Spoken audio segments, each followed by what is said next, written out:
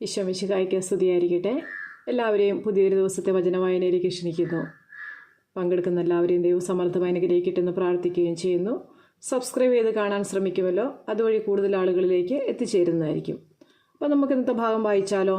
ഇന്ന് നമ്മൾ വായിക്കാൻ പോകുന്നത് വിശുദ്ധ യോഹന്നാൻ അറിയിച്ച സുവിശേഷം അധ്യായം 16. നിങ്ങൾക്ക് ഇടർച്ച ഉണ്ടാകാതിരിക്കേണ്ടതിനാണ് ഞാൻ ഇതെല്ലാം നിങ്ങളോട് പറഞ്ഞത്. അവർ നിങ്ങളെ സിനഗോഗുകളിൽ നിന്ന് പുറത്താക്കും, നിങ്ങളെ കൊല്ലുന്ന ഏവനും താൻ ദൈവത്തിന് ബലിയർപ്പിക്കുന്നു എന്ന് കരുതുന്ന സമയം വരുന്നു. അവർ പിതാവിനെയോ എന്നെയോ അറിഞ്ഞിട്ടില്ലാത്തതുകൊണ്ട് ഇത് ചെയ്യും. അവരുടെ സമയം വരുമ്പോൾ ഇത് ഞാൻ പറഞ്ഞിരുന്നുവെന്ന് നിങ്ങൾ ഓർമ്മിക്കാൻ വേണ്ടി ഞാനിത് നിങ്ങളോട് പറഞ്ഞിരിക്കുന്നു. ഇക്കാര്യങ്ങൾ ആരംഭത്തിൽ നിങ്ങളോട് പറയാതിരുന്നത് ഞാൻ നിങ്ങളോടുകൂടെ ഉണ്ടായിരുന്നതുകൊണ്ടാണ്. പരിശുദ്ധാത്മാവിൻ്റെ പ്രവർത്തനം. എന്നാൽ ഇപ്പോൾ ഞാൻ എന്നെ അയച്ചവൻ്റെ അടുക്കിലേക്ക് പോവുകയാണ്. എന്നിട്ട് നീ എവിടേക്ക് പോകുന്നുവെന്ന് നിങ്ങളിൽ ആരും എന്നോട് ചോദിക്കുന്നില്ല. ഞാൻ ഇതെല്ലാം നിങ്ങളോട് പറഞ്ഞതുകൊണ്ട് നിങ്ങളുടെ ഹൃദയം ദുഃഖപൂരിതമായിരിക്കുന്നു. എങ്കിലും സത്യം ഞാൻ നിങ്ങളോട് പറയുന്നു, നിങ്ങളുടെ നന്മയ്ക്ക് വേണ്ടിയാണ് ഞാൻ പോകുന്നത്. ഞാൻ പോകുന്നില്ലെങ്കിൽ സഹായകൻ നിങ്ങളുടെ അടുക്കിലേക്ക് വരികയില്ല. ഞാൻ പോയാൽ അവനെ നിങ്ങളുടെ അടുക്കിലേക്ക് ഞാൻ അയക്കും. അവൻ വന്ന് പാപത്തെക്കുറിച്ചും നീതിയെക്കുറിച്ചും ന്യായവിധിയെക്കുറിച്ചും ലോകത്തെ ബോധ്യപ്പെടുത്തും. അവർ എന്നിൽ വിശ്വസിക്കാത്തതിനാൽ പാപത്തെക്കുറിച്ചും ഞാൻ പിതാവിൻ്റെ അടുക്കലേക്ക് പോകുന്നത് കൊണ്ടും നിങ്ങൾ ഇനിമേൽ എന്നെ കാണുകയില്ലാത്തത് കൊണ്ടും നീതിയെക്കുറിച്ചും ഈ ലോകത്തിൻ്റെ അധികാരി വിധിക്കപ്പെട്ടിരിക്കുന്നതിനാൽ ന്യായവിധിയെക്കുറിച്ചും ബോധ്യപ്പെടുത്തും. ഇനിയും വളരെ കാര്യങ്ങൾ എനിക്ക് നിങ്ങളോട് പറയാനുണ്ട്, എന്നാൽ അവ ഉൾക്കൊള്ളാൻ ഇപ്പോൾ നിങ്ങൾക്ക് കഴിവില്ല. സത്യാത്മാവ് വരുമ്പോൾ നിങ്ങളെ സത്യത്തിൻ്റെ പൂർണ്ണതയിലേക്ക് നയിക്കും. അവൻ സ്വമേധയാ ആയിരിക്കുകയില്ല സംസാരിക്കുന്നത്, അവൻ കേൾക്കുന്നത് മാത്രം സംസാരിക്കും. വരാനിരിക്കുന്ന കാര്യങ്ങൾ അവൻ നിങ്ങളെ അറിയിക്കും. അവൻ എനിക്കുള്ളവയിൽ നിന്ന് സ്വീകരിച്ച് നിങ്ങളോട് പ്രഖ്യാപിക്കും. അങ്ങനെ അവൻ എന്നെ മഹത്വപ്പെടുത്തും. പിതാവിനുള്ളതെല്ലാം എനിക്കുള്ളതാണ്, അതുകൊണ്ടാണ് എനിക്കുള്ളവയിൽ നിന്ന് സ്വീകരിച്ച് അവൻ നിങ്ങളോട് പ്രഖ്യാപിക്കും എന്ന് ഞാൻ പറഞ്ഞത്. ദുഃഖം സന്തോഷമായി മാറും. അല്പസമയം കഴിഞ്ഞാൽ നിങ്ങൾ എന്നെ കാണുകയില്ല, വീണ്ടും അല്പസമയം കഴിഞ്ഞാൽ നിങ്ങൾ എന്നെ കാണും. അപ്പോൾ അവൻ്റെ ശിഷ്യന്മാരിൽ ചിലർ പരസ്പരം പറഞ്ഞു, അല്പസമയം കഴിഞ്ഞാൽ നിങ്ങൾ എന്നെ കാണുകയില്ല, വീണ്ടും അല്പസമയം കഴിഞ്ഞാൽ നിങ്ങൾ എന്നെ കാണുമെന്നും ഞാൻ പിതാവിൻ്റെ അടുത്തേക്ക് പോകുന്നുവെന്നും അവൻ നമ്മോട് പറയുന്നതിൻ്റെ അർത്ഥം എന്താണ്? അവർ തുടർന്നു, അല്പസമയം എന്നതുകൊണ്ട് അവൻ എന്താണ് അർത്ഥമാക്കുന്നത്? അവൻ പറയുന്നത് എന്താണെന്ന് നമുക്ക് അറിഞ്ഞുകൂടാ. ഇക്കാര്യം അവർ തന്നോട് ചോദിക്കാൻ ആഗ്രഹിക്കുന്നെന്ന് മനസ്സിലാക്കി യേശു പറഞ്ഞു, അല്പസമയം കഴിഞ്ഞാൽ നിങ്ങൾ എന്നെ കാണുകയില്ല, വീണ്ടും അല്പസമയം കഴിഞ്ഞാൽ നിങ്ങൾ എന്നെ കാണും എന്ന് ഞാൻ പറഞ്ഞതിനെപ്പറ്റി നിങ്ങൾ പരസ്പരം ചോദിക്കുന്നുവോ? സത്യം സത്യമായി ഞാൻ നിങ്ങളോട് പറയുന്നു, നിങ്ങൾ കരയുകയും വിലപിക്കുകയും ചെയ്യും, എന്നാൽ ലോകം സന്തോഷിക്കും. നിങ്ങൾ ദുഃഖിതരാകും, എന്നാൽ നിങ്ങളുടെ ദുഃഖം സന്തോഷമായി മാറും.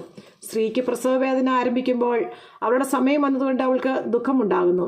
എന്നാൽ ശിശുവിനെ പ്രസവിച്ചു കഴിയുമ്പോൾ ഒരു മനുഷ്യൻ ലോകത്തിൽ ജനിച്ചതുകൊണ്ടുള്ള സന്തോഷ നിമിത്തം ആ വേദന പിന്നീടൊരിക്കലും അവൾ ഓർമ്മിക്കുന്നില്ല. അതുപോലെ ഇപ്പോൾ നിങ്ങളും ദുഃഖിതരാണ്, എന്നാൽ ഞാൻ വീണ്ടും നിങ്ങളെ കാണും. അപ്പോൾ നിങ്ങളുടെ ഹൃദയം സന്തോഷിക്കും. നിങ്ങളുടെ ആ സന്തോഷം ആരും നിങ്ങളിൽ നിന്ന് എടുത്തു കളയുകയുമില്ല. അന്ന് നിങ്ങൾ എന്നോടൊന്നും ചോദിക്കുകയില്ല. സത്യം സത്യമായി ഞാൻ നിങ്ങളോട് പറയുന്നു, നിങ്ങൾ എൻ്റെ നാമത്തിൽ പിതാവിനോട് ചോദിക്കുന്നത് എന്തും അവിടുന്ന് നിങ്ങൾക്ക് നൽകും. ഇതുവരെ നിങ്ങൾ എൻ്റെ നാമത്തിൽ ഒന്നും തന്നെ ചോദിച്ചിട്ടില്ല. ചോദിക്കുവിൻ, നിങ്ങൾക്ക് ലഭിക്കും. അതുമൂലം നിങ്ങളുടെ സന്തോഷം പൂർണ്ണമാവുകയും ചെയ്യും. ഞാൻ ലോകത്തെ ജയിച്ചിരിക്കുന്നു. ഉപമകൾ വഴിയാണ് ഇതെല്ലാം ഞാൻ നിങ്ങളോട് പറഞ്ഞത്. ഉപമകൾ വഴിയല്ലാതെ ഞാൻ നിങ്ങളോട് സംസാരിക്കുന്ന സമയം വരുന്നു. അപ്പോൾ പിതാവിനെപ്പറ്റി സ്പഷ്ടമായി ഞാൻ നിങ്ങളെ അറിയിക്കും. അന്ന് നിങ്ങൾ എൻ്റെ നാമത്തിൽ ചോദിക്കും. ഞാൻ നിങ്ങൾക്ക് വേണ്ടി പിതാവിനോട് പ്രാർത്ഥിക്കാം എന്ന് പറയുന്നില്ല, കാരണം പിതാവ് തന്നെ നിങ്ങളെ സ്നേഹിക്കുന്നു. എന്തെന്നാൽ നിങ്ങൾ എന്നെ സ്നേഹിക്കുകയും ഞാൻ ദൈവത്തിൽ നിന്ന് വന്നുവെന്ന് വിശ്വസിക്കുകയും ചെയ്തിരിക്കുന്നു. ഞാൻ പിതാവിൽ നിന്ന് പുറപ്പെട്ട് ലോകത്തിലേക്ക് വന്നു, ഇപ്പോൾ വീണ്ടും ലോകം വിട്ട് പിതാവിൻ്റെ അടുത്തേക്ക് പോകുന്നു. അവൻ്റെ ശിഷ്യന്മാർ പറഞ്ഞു, ഇപ്പോൾ ഇതാ നീ സ്പഷ്ടമായി സംസാരിക്കുന്നു, ഉപമയൊന്നും പറയുന്നുമില്ല. നീ എല്ലാ കാര്യങ്ങളും അറിയുന്നുവെന്നും ആരും നിന്നോട് ചോദിക്കേണ്ട ആവശ്യമില്ലെന്നും ഇപ്പോൾ ഞങ്ങൾ മനസ്സിലാക്കുന്നു. നീ ദൈവത്തിൽ നിന്ന് വന്നുവെന്ന് ഇതിനാൽ ഞങ്ങൾ വിശ്വസിക്കുന്നു. യേശു ചോദിച്ചു, ഇപ്പോൾ നിങ്ങൾ വിശ്വസിക്കുന്നുവോ?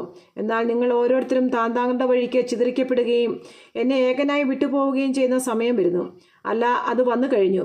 എങ്കിലും ഞാൻ ഏകനല്ല, കാരണം പിതാവ് എന്നോട് കൂടെയുണ്ട്. നിങ്ങൾ എന്നിൽ സമാധാനം കണ്ടെത്തേണ്ടതിനാണ് ഞാനിത് നിങ്ങളോട് പറഞ്ഞത്. ലോകത്തിൽ നിങ്ങൾക്ക് ഞെരുക്കമുണ്ടാകും, എങ്കിലും ധൈര്യമായിരിക്കും, ഞാൻ ലോകത്തെ കീഴടക്കിയിരിക്കുന്നു. നമ്മുടെ കർത്താവായ ഈശോ മിശിഹായ്ക്ക് സ്തുതി. സങ്കീർത്തന പുസ്തകത്തിലുള്ള വായന, അധ്യായം 84. കർത്താവിൻ്റെ ഭവനം എത്ര അഭികാമ്യം!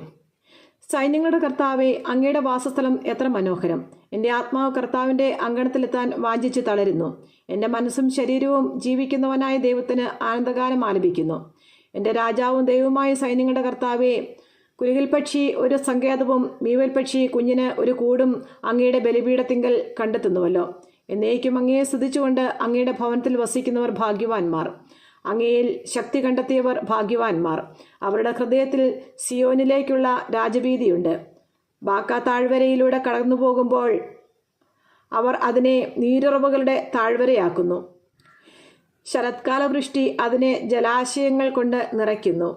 അവർ കൂടുതൽ കൂടുതൽ ശക്തിയാർജിക്കുന്നു. അവർ ദൈവത്തെ സിയോനിൽ ദർശിക്കും. സൈന്യങ്ങളുടെ ദൈവമായ കർത്താവേ, എൻ്റെ പ്രാർത്ഥന ശ്രവിക്കണമേ. യാക്കോബിൻ്റെ ദൈവമേ, ചെവിക്കൊള്ളണമേ.